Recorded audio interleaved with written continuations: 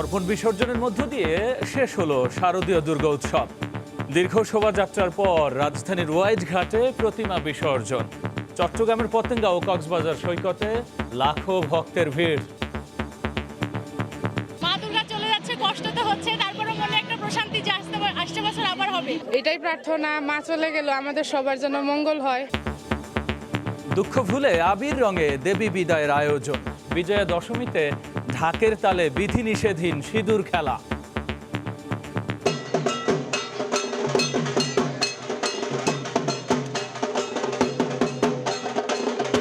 সারা বাংলাদেশ জুড়ে আমরা যে আনন্দের একটা আভা বয়ে যাচ্ছে, সবসময় চাই যে এরকম করে যেন সবাই মিলে আমরা আনন্দ করতে পারি। আবার আমরা মাকে পরের বছর যাতে আরো সুন্দরভাবে যেটা পাই, ওঠার জন্য ওই কামনাই করি। অনেক ভালো লাগতেছে, সবসময় যেন পূজা এরকমই আমাদের কাটে। দেখছিলেন প্রধান শিরোনাম। সন্ধ্যার সময়ে সঙ্গে আছি আমি গোলাম রাব্বি। এবার অন্যান্য শীর্ষ সংবাদ। ঘোড়াশাল থেকেই বিদ্যুৎ বিপর্যয়, প্রাথমিক তদন্তের তথ্য। ৮ ঘন্টার ব্ল্যাকআউটে টেক্সটাইল খাতেই ক্ষতি শত কোটি টাকা। 2014 বিপর্যয় থেকে শিক্ষা নেয়নি বিদ্যুৎ বিভাগ।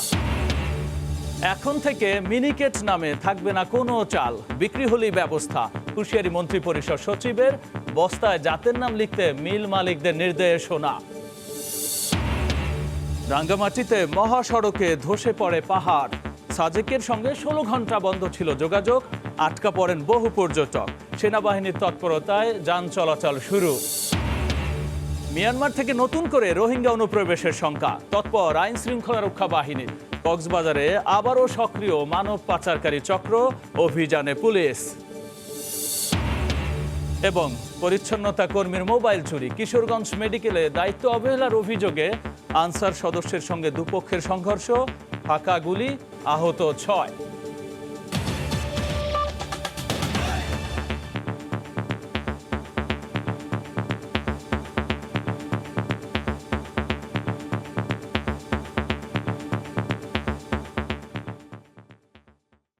মহালয়া থেকে বিজয়া, মর্তে দুর্গীতিন আশ্বিনের আগমনে সাতসাজ আড়ম্বরের শেষ দিন।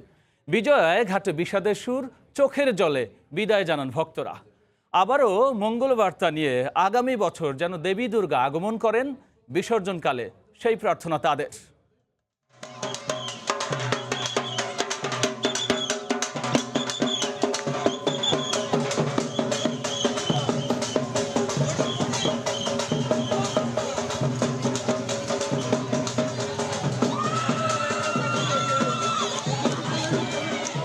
ঘাটে ঘাটে বিষাদের সুর, দুর্গতিনাশিনী দুর্গা মর্ত ছেড়ে কৈলাসে ফিরছেন। ভক্তকুলের চোখের জলে ভাসছে 10 ভুজা দেবী।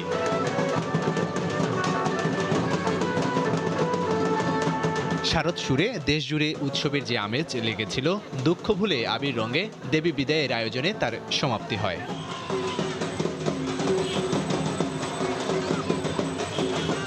ঢাক ঢোল বাদ্যবাজনায় আর ধুনচি নাচে দেবী দুর্গার বিদায়ের সুর। বছর ঘুরে শরতে আসেন দেবী দুর্গা, আবার ভক্তদের কাঁদিয়ে বিদায় নেন শ্বশুরালয়ে।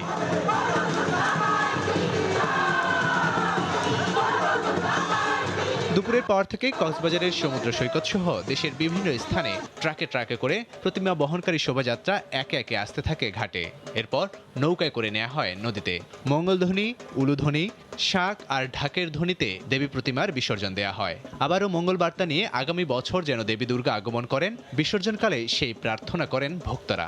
এটাই প্রার্থনা, মা চলে গেল আমাদের সবার জন্য মঙ্গল হয়। দুঃখ ভারাক্রান্ত মনে মায়ের বিদায় আমরা দেই এবং চিন্তা করি যে মা সামনের বছর আবার আসবে। বিসর্জনের সময় আবার 1 বছর ওয়েট করতে হয়, এটা আসলে খুবই কষ্টের। মনের মধ্যে একটা কষ্ট থেকেই যায়।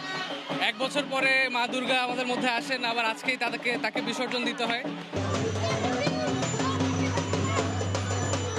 এদিকে ঘাটে আসার পর ভক্তরা শেষবারের মতো ধূপধুনো দিয়ে আরতিতে মেতে ওঠেন। একদিকে আনন্দ, অন্যদিকে চোখের জলে দেবী দুর্গাকে বিদায় জানান সনাতন ধর্মাবলম্বীরা। এই সময়টাই খুব মজা হয় যে সবগুলো প্রতিমা এখানে নিয়ে আসা হয়, সবাই মিলে অনেক আনন্দ হয়। মা দুর্গা চলে যাচ্ছে, কষ্ট তো হচ্ছে, তারপরে মনে একটা প্রশান্তি যে আসছে বছর আবার হবে। এই বছর দুর্গা পূজাটা করোনার পরে প্রথম হচ্ছে, তো খুবই ভালো লাগতেছে আমাদের। দর্পণ বিসর্জনে দেশ জুড়ে নিরাপত্তার বলয় তৈরি করে আইন শৃঙ্খলা রক্ষা বাহিনী। এভাবে একে একে প্রতিমা বিসর্জনের মধ্য দিয়ে শেষ হয় সনাতন ধর্মাবলম্বীদের সবচেয়ে বড় উৎসব, শারদীয় দুর্গাপূজা।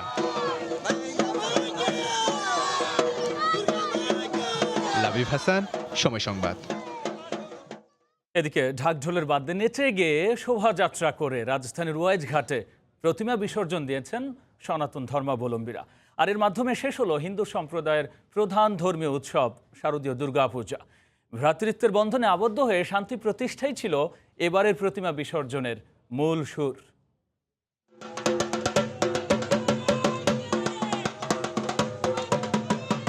সনাতন ধর্মবিশ্বাস বিসর্জনের মধ্য দিয়ে মহামায়া ফিরে যান কৈলাসের স্বামীর বাড়িতে। বছরে একবার পিতৃগৃহে 4 সন্তান সহ বেড়াতে আসেন দেবী দুর্গা। ভক্তরা প্রাণ ভরে বর চান দেবীর কাছে। সবার অঞ্জলি গ্রহণ শেষে দশমীর দিন যাত্রা শুরু করেন মহালোকের উদ্দেশ্যে। আর দেহ ছেড়ে যাওয়া প্রতিমাকে ভক্তরা নেচে গেয়ে নিয়ে যান নদীর দিকে। শুরু হয় আরও 1 বছরের জন্য অপেক্ষা। রাজধানীতে বিসর্জন শোভাযাত্রা নির্বিঘ্নে উদযাপনে নেওয়া হয় নিশ্চিত নিরাপত্তা ব্যবস্থা। নগরীর বিভিন্ন পূজা মণ্ডপ থেকে বুধবার দুপুরের পর বের হয় বর্ণাঢ্য র্যালি। শেষ বিদায়ের এ যেন শেষ আনন্দ। ওয়াইজঘাটের উদ্দেশ্যে ছিল শত শত ট্রাকের দীর্ঘ সারি। প্রস্তুতি শেষে একে একে শুরু হয় প্রতিমা বিসর্জন। ভক্তদের কণ্ঠে বিদায়ের করুণ সুরের প্রতিধ্বনি। যাতে আমরা এভাবে সারা জীবন থাকতে পারি, মায়ের কাছে কামনা করলাম আমরা সবাইকে যাতে মা সুখে শান্তিতে রাখুক।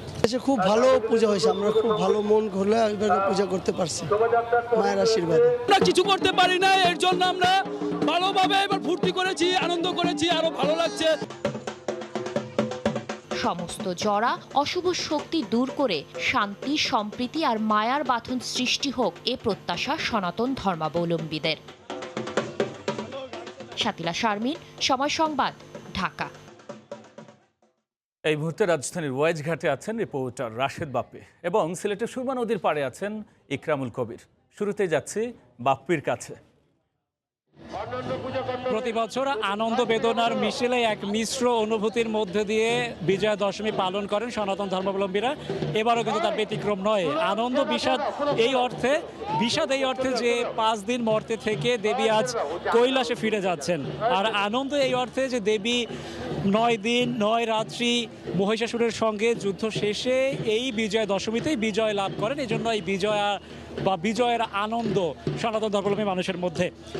এবার যদি একটু প্রতিমা বিসর্জন কিংবা নিরঞ্জনের প্রসঙ্গে ফিরতে হয়, তবে আমরা ঠিক এই মুহূর্তে রয়েছি রাজধানীর ওয়াইজ ঘাটে, বিনা স্মৃতি স্নান ঘাট। এবং এই ঘাটে বিকেল 4টা থেকে বিসর্জন প্রক্রিয়া শুরু হয়েছে এবং এখন পর্যন্ত অত্যন্ত শান্তিপূর্ণভাবে, অত্যন্ত আনন্দমুখর পরিবেশে এই বিসর্জন প্রক্রিয়া সম্পন্ন হচ্ছে। এবং আমরা দেখতে পাচ্ছি রাজধানীর বিভিন্ন পূজা মণ্ডপ থেকে প্রতিমা নিয়ে একে একে এখানে আসা হচ্ছে এবং প্রত্যেকটা পদক্ষেপই কিন্তু সুশৃঙ্খলভাবে এখানে আগে থেকেই নৌকা বা ট্রলার এখানে অবস্থান করছে এবং সুশৃঙ্খলভাবে প্রতিমা তুলে এবং মাছ বুড়িগঙ্গায় নিয়ে প্রতিমা বিসর্জন দেওয়া হচ্ছে। এবং বিকেল 4টা নাগাদ এখানে মূলত মূল যে বিজয়া যে র্যালি সেই ঢাকেশ্বরী মন্দির থেকে এখানে এসে পৌঁছানোর পর থেকে আমরা এখন পর্যন্ত দেখতে পাচ্ছি কোথাও কোনো ধরনের সমস্যা তৈরি হয়নি, বরং নৌ পুলিশের পক্ষ থেকে আমরা দেখেছি খুব সুন্দর করে টহল দেওয়া হচ্ছে যাতে কোনো ধরনের সমস্যা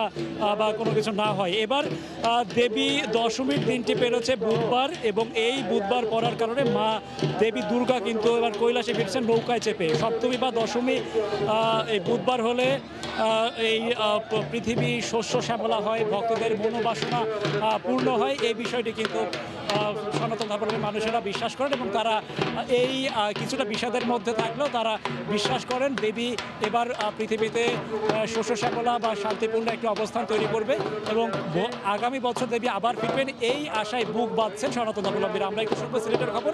সিলেটের সুরমা নদীতে আছেন, নদীর তীরে আছেন সহকর্মী ইকরামুল কবির। ইকরাম,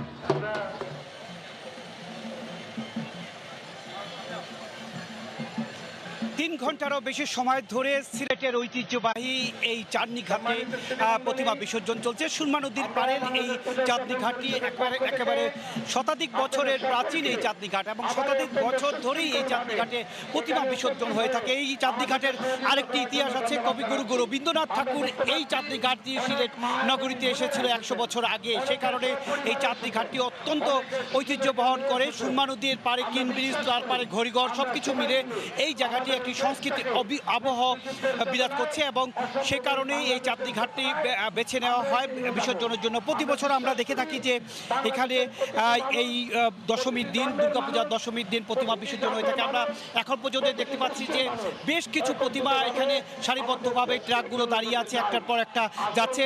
বলে রাখা প্রয়োজন যে সিলেট নগরীতে 177টি প্রতিমা এবার পূজা মণ্ডপের আয়োজন করা হয়েছিল এবং সিলেট জেলা জুড়ে 605টি পূজা মণ্ডপের আয়োজন করা হয়েছিল।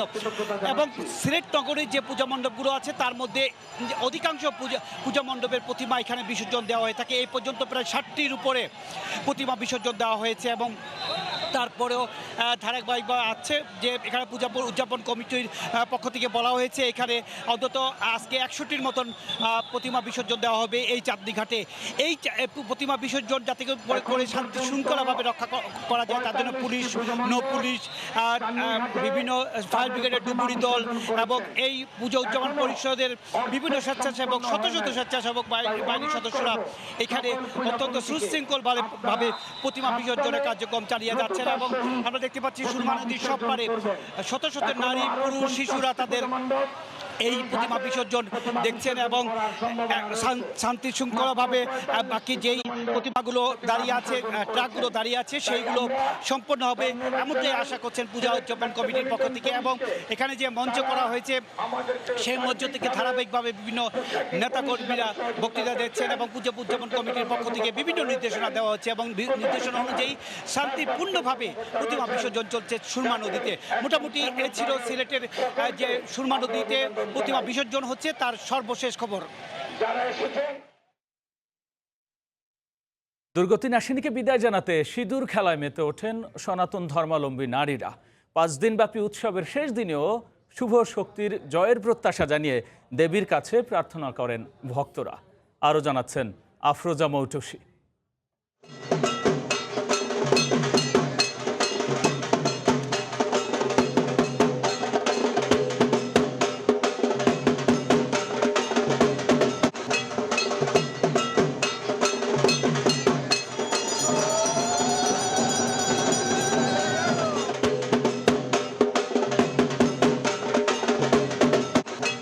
বাজছে শেষ সময়ের ঢাক, অশুভকে দূরে রাখতে শাখ আর উলুধ্বনি। পঞ্চপ্রদীপে ত্রিনয়নীর শেষ আরাধনায় মত্ত ভক্তরা।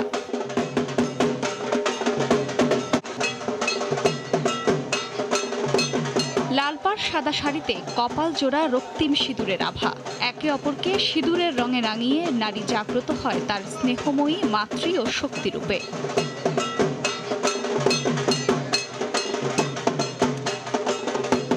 দেবীর চরণে সিঁদুর ছুঁয়ে সেই সিঁদুরের টুকটুকে লালে নারী জাগ্রত করে নিজ আত্মরক্ষার শক্তি। সিঁদুরই যেন তার সক্ষমতায়নের অস্ত্র। দশমীতে সেই অস্ত্রেই সজ্জিতা নারী।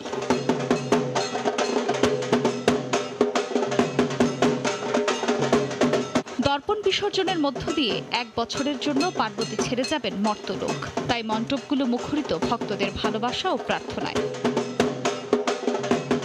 সবসময় চাই যে এরকম করে যেন সবাই মিলে আমরা আনন্দ করতে পারি। 1 বছর পরে মা আসে এই ধরনীতে, অবশ্যই অনেক ভালো লাগছে। এদিকে ফুল বেলপাতা দিয়ে করা হয় এবারের দুর্গাপূজার শেষ অঞ্জলি। সম্মিলিত শুভ শক্তি, অশুভ শক্তি যত বড়ই হোক না কেন তার বিরুদ্ধে যে জিততে পারে সেটি দেবী আমাদেরকে বারে বারে স্মরণ করিয়ে দেন। ধর্মীয় রীতিতে পুজো, আনন্দ উৎসব ও বিসর্জনের মধ্য দিয়ে শেষ হলো এবছরের শারদীয় দুর্গোৎসব। আসছে বছর দেবী আবারও ফিরবেন আরও সাড়ম্বরে ও শান্তি নিয়ে। সেই কামনায় মর্ত হতে কৈলাসে দেবীকে বিদায় জানালেন সনাতন ধর্মাবলম্বীরা। ঢাকেশ্বরী জাতীয় মন্দির থেকে আফরোজা মৌটুসী, সময় সংবাদ, ঢাকা। এখন থেকে মিনিকেট নামে থাকবে না কোনো চাল, এমনকি বিক্রি হলেই ব্যবস্থা নেওয়ার হুঁশিয়ারি দিলেন মন্ত্রী পরিষদ সচিব। বস্তায় জাতের নাম লিখতে মিল মালিকদের নির্দেশনাও দেওয়া হয়েছে বলেও জানান তিনি। গাজীপুরে ধান গবেষণা ইনস্টিটিউটে এক অনুষ্ঠানে গিয়ে তিনি কথা বলেন। বিভিন্ন জাতের ধান কৃষিতে আধুনিক যন্ত্রের ব্যবহার, রোগ ও পোকা দমনে করণীয় ও কৃষকদের মান উন্নয়নে নানা প্রযুক্তি প্রদর্শনী। বুধবার সকালে গাজীপুরে ধান গবেষণা ইনস্টিটিউটে এই প্রদর্শনী দেখতে যান মন্ত্রিপরিষদ সচিব খন্দকার আনোয়ারুল ইসলাম সহ বেশ কয়েকজন কমিশনার। এর আগে মন্ত্রিপরিষদ সচিব ধান মিউজিয়াম ও কৃষি প্রযুক্তি প্রদর্শনী ঘুরে সাংবাদিকদের সঙ্গে কথা বলেন। এক প্রশ্ন জবাবে তিনি বলেন, মিনিগেট নামে ধানের কোনো জাত নেই। চালের বস্তায় ধানের জাত লেখার জন্য মিল মালিকদের চিঠি দেওয়া হয়েছে। এটি না মানলে নেওয়া হবে আইনি ব্যবস্থা। মিনিকেট বলে কিছু বিক্রি করা যাবে না। আর এখন থেকে প্রত্যেকটা ফিড বুনিস্ট্রিও সার্কুলার দিয়ে দিছে যে জাত লিখে দিতে হবে আপনার ইয়ের উপরে, মিল থেকে যে চালগুলো বেরোবে বস্তার উপরে জাত লিখে দিতে হবে। সেটা যদি কেউ যদি এটার ব্যত্যয় করে সেক্ষেত্রে লিগ্যাল অ্যাকশনে আমরা যাবো ইনশাল্লাহ। পরে এক মতবিনিময় সভায় কৃষিক্ষেত্রে আরো গবেষণা ও উৎপাদন বাড়াতে সংশ্লিষ্টদের প্রতি আহ্বান জানান মন্ত্রিপরিষদ সচিব। ফিল্ড লেভেলে যখন যাবে, ফিল্ড লেভেলে তো ফার্মার এইভাবে এক্সটেরিয়াস ভেরিয়েবলকে কন্ট্রোল করতে পারবে না। অনুষ্ঠানে মূল প্রবন্ধ উপস্থাপন করেন ধান গবেষণা ইনস্টিটিউটের মহাপরিচালক ডক্টর মোহাম্মদ শাহজাহান কবির। সময় সংবাদ, গাজীপুর। আবারও দুর্গাপূজার খবর। পশ্চিমবঙ্গের দক্ষিণ কলকাতায় সিঁদুর খেলায় মেতেছেন টালিউড তারকারা। আর সেখানে আছেন সহকর্মী পারমিতা আচার্য। সরাসরি যাচ্ছি তার কাছে। এই মুহূর্তে আমি রাজডাঙ্গা নবোদয়ের সঙ্গে সিঁদুর খেলায় রয়েছি, যেখানে উপস্থিত অভিনেত্রী শ্রাবন্তী চট্টোপাধ্যায়, যিনি সিঁদুর খেলায় মেতেছেন। শ্রাবন্তী দি, সেলফি তুলছো, পুজো কেমন কাটালে? সেলফি কে না তোলো, তুমি তোলো তো? পুজো দারুণ কাটিয়েছি, বুঝতেই পারছো। সব বন্ধুদের নিয়ে চলে এসেছি, আমার সব বন্ধুরা, স্কুল ফ্রেন্ডসরা। এখনো অব্দি পার্টি চলছে, আমাদের আড্ডা চলছে। দারুণ দারুণ, এখনো অব্দি খুব ভালো কাটছে। এবং এই রাজডাঙ্গা নবোদয়ের সঙ্গে এই সিঁদুর খেলাতে কতটা উপভোগ করতে আছে? দারুণ, ভীষণ ভাবে, মানে খুব ভালো অর্গানাইজ ওদের সবকিছু। এই প্যান্ডেলটা আমার দারুণ লেগেছে, আর কনসেপ্টটাও দারুণ। সেটা হচ্ছে তোমার প্লাস্টিক বর্জন করতে হবে। দারুণ লেগেছে, একটা দারুণ মেসেজ আছে প্রত্যেকটা মানুষের কাছে। প্যান্ডেল হবেই হয় এখন? এই তো আজকে দেখো না করছি তো, এই মাঝে মাঝে এইভাবে কেউ ইনভাইট করছে, চলে যাচ্ছি, সেখানে প্যান্ডেল হপিং হয়ে যাচ্ছে। এবং আমি শুনেছিলাম যে পুজোয় ভোগ খাওয়াটা তোমার কাছে মাস্ট, এবার খাওয়া হয়েছে? হ্যাঁ নিশ্চয়ই, অষ্টমীর দিনও খেয়েছি। আমাদের যেহেতু আবাসনে পুজো হয় খুব বড় করে আর বানাতে, খেয়েছি, ভালো লেগেছে। যদি ছেলেকে কতটা সময় দেয়, ছেলেকে কতটা সময় দেয়? সরি, চিনুকে কতটা সময়? চিনুকে সময় দেবো, এখন ওর বন্ধুদের সাথে আনন্দ করছে, আমি আমার বন্ধুদের সাথে আনন্দ করছি। সবশেষে মায়ের কাছে কি চাইবে? মায়ের কাছে আমি কিছু চাইতে পারি না কোনোদিনও, আমার ভেতর থেকে কিছু আসলে মা আশীর্বাদ করলেই হবে, পাশে থাকলেই হবে। একদমই শুনতে পেলাম আমরা শ্রাবন্তী চট্টোপাধ্যায় নবোদয়ের সঙ্গে সিঁদুর খেলায় অংশ নিয়েছেন। এবং এই আমার ক্যামেরা পার্সন সুস্মিতা হালদারকে দেখাতে বলবো যে রাজডাঙ্গা নবোদয়ের সঙ্গে মহিলারা যারা রয়েছেন তারা সিঁদুর খেলায় একেবারে এই সিঁদুর খেলার মধ্যে কিন্তু আবারও একটা বছরের অপেক্ষা, আবারও এক বছর পর দুর্গোৎসবের খবর নিয়ে আমরা সরাসরি ছিলাম পশ্চিমবঙ্গের দক্ষিণ কলকাতায়। ঘোড়াশাল বিদ্যুৎ হাব থেকেই জাতীয় গ্রিডে বিপর্যয়। প্রাথমিক তদন্তে তথ্য জানিয়েছে পিজিসিবির কমিটি।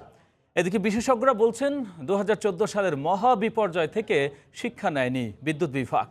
ফারুক ভে রবিনের রিপোর্ট।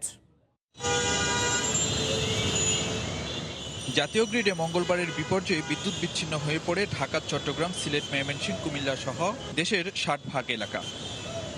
ঘটনা তদন্তে বিদ্যুৎ সঞ্চালনকারী প্রতিষ্ঠান পিজিসিবির নির্বাহী পরিচালকের নেতৃত্বে গঠন করা হয় 6 সদস্যের কমিটি। কমিটি গঠনের পর থেকেই শুরু হয় তদন্ত। প্রাথমিকভাবে ঘোড়াশাল বিদ্যুৎ হাব থেকে মঙ্গলবার বিদ্যুৎ বিপর্যয়ের সূত্রপাত হওয়ার তথ্য পেয়েছে তদন্ত কমিটি। আমরা 14 সালে সারাদিন রাত আমাদের লেগেছে। এবার আমরা বিকেলে হলো, আমরা সন্ধ্যার মধ্যে কিন্তু রিইনস্টেট করতে পারছি। সে অনেক অ্যাচিভমেন্ট আছে। আমি এটা বলে আমাদের এই যেসব উইক পয়েন্টগুলো আছে এগুলোকে জাস্টিফাই করি না, কিন্তু একটাই আসলে তো সময় দিতে হবে, ধীরে ধীরে আগাচ্ছে। আপনি দেখেন যে 2009 সাল থেকে এ পর্যন্ত যে অ্যাচিভমেন্টগুলো, আমরা 47 থেকে 100 লোককে বিদ্যুৎ দিয়েছি। এদিকে 2014 সালের নভেম্বর মহাবিপর্যয়ের পর বিদ্যুৎ সঞ্চালন ব্যবস্থার আধুনিকায়ন ও ডিজিটাল করা, কারিগরি সব ব্যবস্থার উন্নয়ন সহ 20 দফা সুপারিশ করেছিল তখনকার তদন্ত কমিটি। তবে 8 বছরেও সেসব সুপারিশ কার্যকর হয়নি পুরোপুরি। বিশেষজ্ঞরা মনে করেন বিদ্যুৎ সঞ্চালন ব্যবস্থার আধুনিকায়নে ধীরগতি এখনও অ্যানালগ পদ্ধতিতে লোড ব্যবস্থাপনা ঝুঁকিপূর্ণ করে তুলছে জাতীয় গ্রিডকে। 30% জেনারেশন এখন পর্যন্ত এলডিসির নিয়ন্ত্রণেই আনা যায়নি। এনএলডিসি তাদেরকে ম্যানুয়ালি অর্থাৎ টেলিফোনে রেগুলেট করে। তার মানে কি, তাহলে সিস্টেম ঝুঁকির মধ্যে থাকছে। 2014 সালের মহাবিপর্যয় থেকে শিক্ষা নেয়নি বিদ্যুৎ বিভাগ, যে কারণে উপেক্ষিতই থেকে যায় উৎপাদন ও বিতরণ ব্যবস্থাপনাকে ঘিরে ন্যাশনাল লোড ডিসপ্যাচ সেন্টার এনএলডিসির সুষ্ঠু কারিগরি সমন্বয়ের বিষয়টি। লোড যে কম বেশি হচ্ছে তার সঙ্গে তাল মিলিয়ে জেনারেশনটাকে চলতে হবে।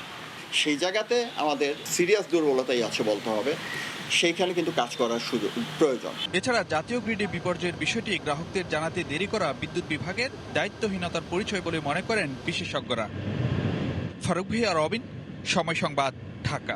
কিশোরগঞ্জে মোবাইল চুরি নিয়ে শহীদ সৈয়দ নজরুল ইসলাম মেডিকেল কলেজ হাসপাতালের আনসার ও পরিচ্ছন্নতা কর্মীদের মধ্যে সংঘর্ষের ঘটনায় 6 জন আহত হয়েছেন। দুপুরে এই ঘটনা ঘটে। পুলিশ জানায়, সকালে হাসপাতালে কাজ করার সময় এক পরিচ্ছন্নতা কর্মীর মোবাইল চুরি হয়। এ নিয়ে আনসার সদস্যদের সঙ্গে কথা কাটাকাটি হয়। দুপুরে পরিচ্ছন্নতা কর্মীরা এলাকাবাসীকে সঙ্গে নিয়ে আনসার সদস্যের সঙ্গে সংঘর্ষে জড়ায়। এ সময় আনসার সদস্যরা ফাঁকা গুলি ছুড়লে পরিচ্ছন্নতা কর্মী ও এলাকাবাসী সরে যান। সন্ধ্যার সময় দুর্গাপূজাকে ঘিরে দুই বাংলার মিলন মেলা বসে হিলি সীমান্তের 0 পয়েন্টে। আত্মীয় স্বজন ও বন্ধু বান্ধবদের দেখা পেয়ে উচ্ছ্বসিত সবাই। সীমানা পেরুতে না পারলেও একে অন্যের সঙ্গে করেছেন কুশল বিনিময়। যে কোনো উৎসব পার্বণে ভারত বাংলাদেশের বাংলা ভাষাভাষীদের দেখা করার প্রথা চিরাচরিত। আর তাই তো দুর্গা উৎসবকে ঘিরে হিলি সীমান্তের শূন্যরেখায় দুই বাংলার মানুষ একত্রিত হন। দীর্ঘদিন পর আত্মীয় স্বজন ও বন্ধু বান্ধবের দেখা পেয়ে আবেগে আপ্লুত হয়ে পড়েন অনেকেই। দেখছেন সন্ধ্যার সময়। ক্রাইস্টচার্চে ত্রিদেশীয় সিরিজের ট্রফি উন্মোচন আর ফটো সেশনে অংশ নিল বাংলাদেশ, নিউজিল্যান্ড ও পাকিস্তান। সাকিবের অনুপস্থিতিতে আনুষ্ঠানিকতা সেরেছেন সহ অধিনায়ক নুরুল হাসান সোহান। 7 অক্টোবর বাংলাদেশ পাকিস্তান ম্যাচ দিয়ে শুরু হচ্ছে এই ত্রিদেশীয় সিরিজ। টি-20 ইভেন্টটি শুরুর আগে আজ ট্রফি উন্মোচন আর ফটো সেশনে অংশ নেন পাকিস্তান ও নিউজিল্যান্ডের 2 অধিনায়ক বাবর আজম ও কেন উইলিয়ামসন। বাংলাদেশের পক্ষ থেকে অংশ নেন সহ অধিনায়ক নুরুল হাসান সোহান। এদিকে আজ দ্বিতীয় দিনের মতো অনুশীলন সেরেছে টাইগাররা। এই ছিল সন্ধ্যার সময়। সঙ্গেই থাকুন সময়।